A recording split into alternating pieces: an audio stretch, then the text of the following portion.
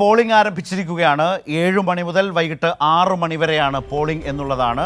എല്ലാ ജില്ലകളിലും എല്ലാ ബൂത്തുകളിലും എല്ലാ സ്ഥലങ്ങളിലും നല്ല തിരക്ക് രാവിലെ തന്നെ അനുഭവപ്പെടുന്നു. അതാണ് നമ്മൾ കണ്ടത്.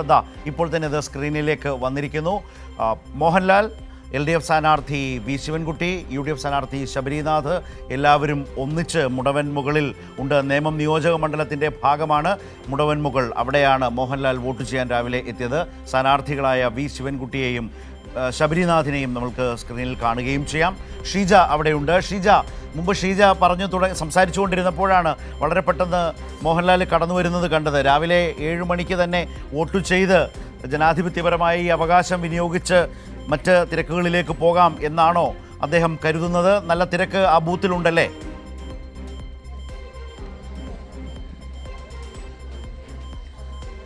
തീർച്ചയായും ശരത്ത്, നമുക്ക് ദൃശ്യങ്ങളിൽ കാണാൻ സാധിക്കുന്നുണ്ട്. ഏതായാലും മോഹൻലാൽ ഇവിടെ കൃത്യം 7 മണിക്ക് തന്നെ വോട്ട് രേഖപ്പെടുത്തുന്നതിന് വേണ്ടി എത്തിച്ചേർന്നു. അദ്ദേഹത്തിന്റെ സമ്മതിദാനാവകാശം അദ്ദേഹം രാവിലെ തന്നെ വിനിയോഗിച്ച് ശരത്ത് സൂചിപ്പിച്ചതുപോലെ തന്നെ മറ്റ് തിരക്കുകളിലേക്ക് പോകുക എന്നുള്ളതാണ് തീരുമാനിച്ചിരിക്കുന്നത്. അതിന്റെ അടിസ്ഥാനത്തിൽ തന്നെയാണ് 7 മണിക്ക് തന്നെ എത്തിയത്. പക്ഷേ ഇവിടെ 6:30 മുതൽ തന്നെ വോട്ടർമാർ കൂടി എത്തിയിട്ടുണ്ടായിരുന്നു. അപ്പോൾ നീണ്ട ക്യൂ ഇവിടെ കാണാൻ നമുക്ക് സാധിക്കുന്നുണ്ട്. പക്ഷേ ക്യൂവിൽ നിന്ന് തന്നെ താൻ വോട്ട് രേഖപ്പെടുത്തി ഇറങ്ങാം എന്നുള്ള കാര്യമാണ് അദ്ദേഹം അറിയിച്ചിട്ടുള്ളത്. അതെങ്ങനെയാണ് അദ്ദേഹം ആ ക്യൂവിൽ നിൽക്കുന്ന ഒരു കാഴ്ച തന്നെയാണ് നമുക്കിപ്പോൾ കാണാൻ വേണ്ടി സാധിക്കുന്നത്. ഏതായാലും ഇവിടെ ഈ ബൂത്ത് എന്ന് പറയുന്നത് മുടവൻമുകൾ LPS ആണ്. മുടവൻമുകൾ LPSൽ 2 ബൂത്തുകളാണുള്ളത്, 36ഉം 37ഉം.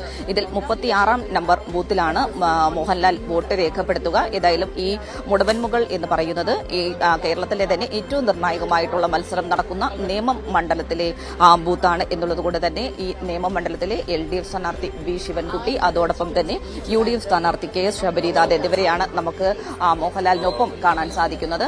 ഇവർ 2 സ്ഥാനാർത്ഥികളും രാവിലെ തന്നെ അവരുടെ ഈ മുടവൻമുകളിലെ ബൂത്തിലേക്ക് എത്തിയിട്ടുണ്ടായിരുന്നു. ഇപ്പോൾ മോഹൻലാൽ എത്തിയപ്പോൾ മോഹൻലാലുമായി കാര്യങ്ങൾ സംസാരിക്കുന്നതാണ് നമുക്കിപ്പോൾ ദൃശ്യങ്ങളിൽ കാണാൻ സാധിക്കുന്നത്. ഏതായാലും 7 മണിക്ക് ഇപ്പോൾ പോളിംഗ് ആരംഭിച്ചിരിക്കുകയാണ് സംസ്ഥാനത്ത് എന്നുള്ള കാര്യം കൂടിയാണ് നമ്മൾ കൂട്ടിച്ചേർക്കേണ്ടത്. കഴിഞ്ഞ 23 ദിവസമായി നമ്മൾ കണ്ടതാണ് ഏത് രീതിയിലാണ് കേരളം ആവേശകരമായ ഒരു തെരഞ്ഞെടുപ്പ് പ്രചാരണത്തിലൂടെയാണ് കടന്നുപോയിട്ടുണ്ടായിരുന്നത്. ആ പ്രചാരണത്തിന് 7-ാം തീയതി കൊട്ടിക്കലാശത്തോടെ പരസ്യ പ്രചാരണത്തിന് സമാപനമാകുകയും കഴിഞ്ഞ ഒരു ദിവസത്തെ നിശബ്ദ പ്രചരണത്തിന് ശേഷമാണ് ഇന്നിപ്പോൾ കേരളം പോളിംഗ് ബൂത്തിലേക്ക് എത്തിയിരിക്കുന്നത്. എല്ലാ പോളിംഗ് ബൂത്തുകളിലും കൃത്യമായ രീതിയിൽ തന്നെ വോട്ടെടുപ്പിലേക്ക് കടക്കുവാൻ വേണ്ടി പോളിംഗിലേക്ക് കടക്കുവാൻ വേണ്ടി സാധിച്ചിട്ടുണ്ട്.